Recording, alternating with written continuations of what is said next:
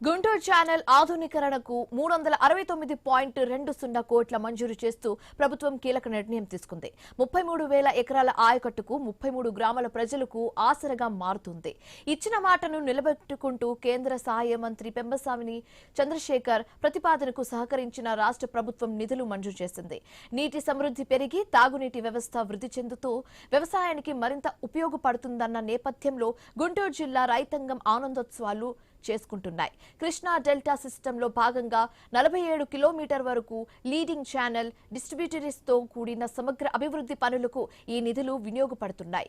ఈ ప్రాజెక్టు గుంటూరు జిల్లాలో సాగునీటి సరఫరాను మరింత బలోపేతం చేసి రైతులకు స్థిరమైన నీటి సౌకర్యాలను పెంచుతుందని పెమ్మసాని తెలిపారు. గుంటూరు ఛానల్ ఆధునీకరణ నిమిత్తం మంత్రి నారా లోకేష్ తో పాటు ఎమ్మెల్యేలు ధూళిపాల నరేందర్, రామ ఆంజనేయులు కూడా కృషి చేశారన్నారు.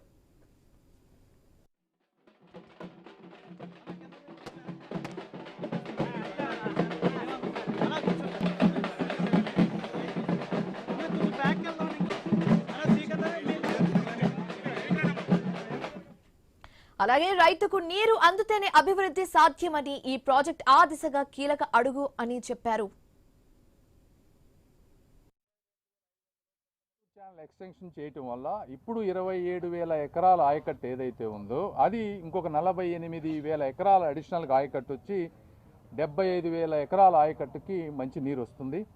అదేవిధంగా అడిషనల్గా ఒక 40-50 గ్రామాలకి డ్రింకింగ్ వాటర్ సప్లై కూడా వస్తుంది.